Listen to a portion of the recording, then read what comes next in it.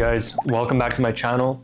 And today I felt like making something a little bit different. It's about 12:30 at night. This is the idea I came up with. How to move out if you're under 18. First things first, before you move out, make sure that you have a plan. Make sure that you have a solid plan. Don't just move out and, expect everything to just work out. That's being stupid. When I moved out at 17 years old, I had a clear-cut plan, and that's exactly how I was able to do it. That's how I was able to move out properly and make it, because I had a clear plan. I was like, my clear plan at that time was, I'm gonna get a job, I'm gonna save up some money, buy a car, work for a few months, save for barbering school, and then I'm gonna drive to another province and I'm gonna go to the barbering school, graduate that, and then become a barber all within a year. That was my plan. Okay, so you gotta have a plan for yourself. And I dropped out of high school at that time too, but for me, I didn't need high school for becoming a barber, and that's why I did it. So first things first, before you move out, make sure you have a plan. Don't just go balls to the walls. That's how you end up crawling back home. That's when you end up needing to ask other people for help, and you don't want to be in a situation where you have to do that. If you want to do it properly, Now, the reason why you're moving out is none of my business. I don't really, it doesn't matter to me. You may have your own personal situation that you're going through, or whatever the case may be. My job here today is just to give you just some wisdom on how I moved out, and maybe it can help you out. So if you guys don't know my story, I moved out at the age of, I believe, 16 and a half to 17 years old. And where I'm from in Canada, it's legal to move out at 16. So without, making the story too long, there was certain things in my family that happened when I was about 16 and a half to 17 years old that required me to either live in my grandma's house or with my brother at this time, okay? Those were my only two options in the city that I was in. I had no other family by this point in that city. And I tried living with my grandma for a little bit. She had major mental health issues, and that just did not work out. She did not want me in her house. I mean, I tried living there for a little bit, and she made it apparent without telling me directly that I don't want you in here. And so for that reason, I moved in with my brother for a little bit. And me and my older brother, we did not get along at all. I hated his guts at that time. Now our relationship's a little bit better, but I thought he was like the most annoying guy in the whole world. And I couldn't stay there for long without me and him getting into a serious fight. So, and at this point, he was living in a pretty ghetto apartment at that time too. I remember it had mice in there. It was probably one of the most ghetto areas in my city of Winnipeg at that time. So anyways, long story short, I had to basically move out on my own. And to tell you the truth, I was excited to move out on my own. I wanted to do it. I felt like I was capable of doing it. And it was like a big test, and it was a big step into adulthood, manhood early on. I'd be ahead of a lot of guys my age if I did it. So I was pretty excited for it. And whatever situation you're in, I'm not sure, you can let me know in the comments, but whatever situation you're in, whether if you're excited about it or you just have to do it, whatever the case is, it's personal to you. But for me, it was an exciting time. So first things first, you gotta have a job. For me at that time, I worked at a call center. Like I said, I was making $2,400 a month, and that was good enough for me. Now that I had a job, I had to find a place. And where I was from, you can't rent an apartment legally if you're under 18. So that was a little bit of a dilemma. But if you guys don't know, there is room rental options. That's kind of what I did at that time.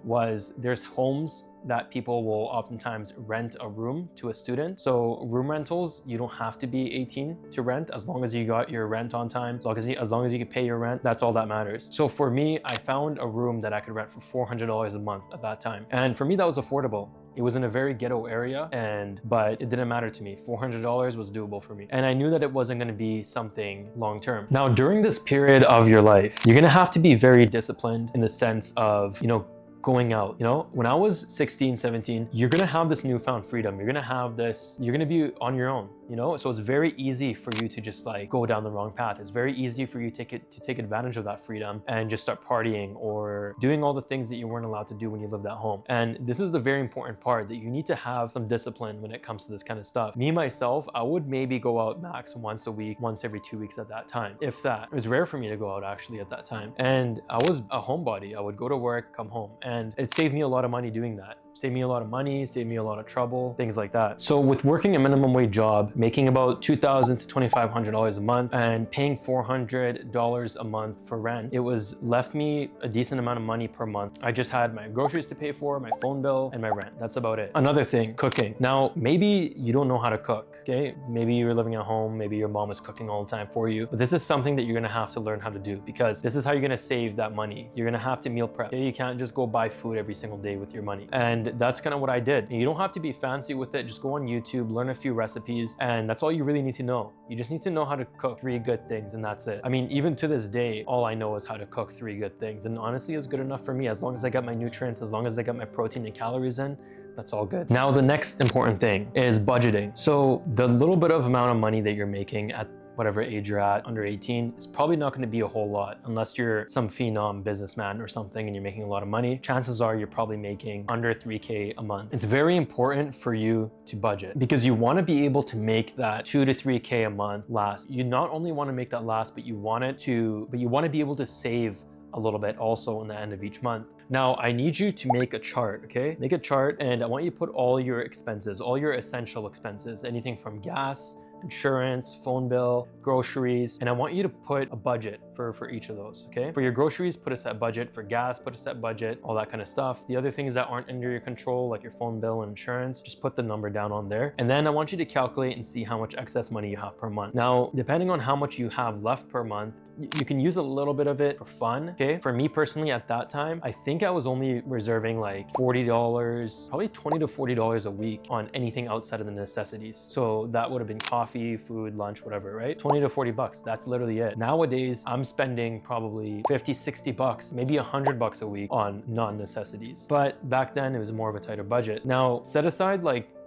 20 to 40 bucks, however much you can afford for excess stuff, but there should be a large chunk sum left for savings every month. The reason for this is, back to the beginning, what I was talking about having a bigger goal in mind. This money is gonna fund that bigger goal that you have. And like I said before, if you don't have a bigger plan, I don't want you to move out. At this point, I didn't have a car. And if you're somebody who doesn't drive, make sure that you get a place close to like a transit center or something like that. But at this point, I did plan on getting my license. So what I did was that little bit of extra cash I had per month, I started to use that toward driving lessons because I wasn't taught how to drive from my family, so I had to learn that on my own. And I did that by hiring a driving instructor and paid for a few sessions. And then I took the test, and the first time I actually failed. I failed my first driver's test. We were driving on an intersection. I was supposed to turn left on the intersection. And I remember there was oncoming traffic coming this way, and I was about to turn into it. And the car that I was doing the test with was the instructor's, which meant that I had a brake pedal on the passenger side. So the driving instructor just had to slam the brakes so I don't hit the cars. And that was it. I failed. And I remember being a little bit down about that. I was like, shit,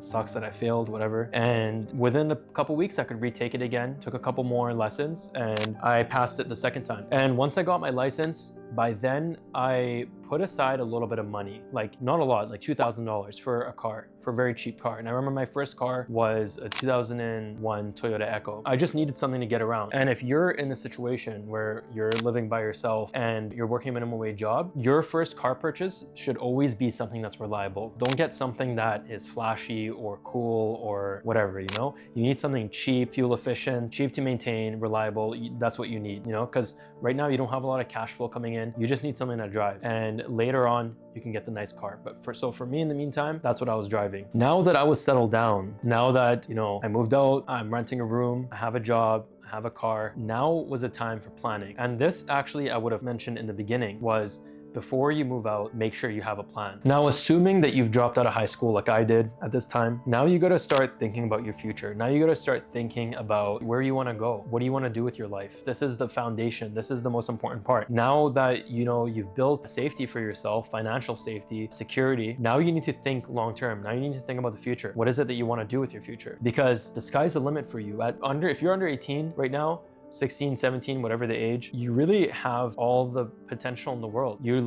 I'm 26 right now, and it's been about 10 years, since I've lived alone. And that's a long ass time to where I've gotten to now. I mean, in the last 10 years, I've been cutting hair for 9 years. I've been doing art for 6 years, and I've been doing YouTube for about 2-3 years. These are all skills that I picked up in the last 10 years. So at 16, if you really know what you want to do and you go after that thing, you're going to guaranteed hit the target. There's no doubt in my mind that if at 16 years old, you set out to do anything that you wanted, there's no doubt in my mind that you're going to hit that target because you have youth on your side, you have energy, you have optimism. Now, so that's an important part for you. So now you have to decide what you want to do. So in my case, when I moved out, I wanted to become a barber, and I knew that I didn't need high school to do that, and that's why I dropped out. I didn't drop out just for no reason. I dropped out because I knew that I didn't need the high school degree for the thing that I wanted to do. So my plan once I moved out was I saved up money, I put aside money every month, and my goal was to save up for barbering school. And it was about $3,200 at that time, and I managed to save about probably $7,000 because I had to move to another province to take the course. So after the 8-9 months working in Winnipeg, I got in my car, moved to another province, rented myself another room because keep in mind I'm still under 18, went to barbering school, graduated barbering school, and by the age of 17 years old,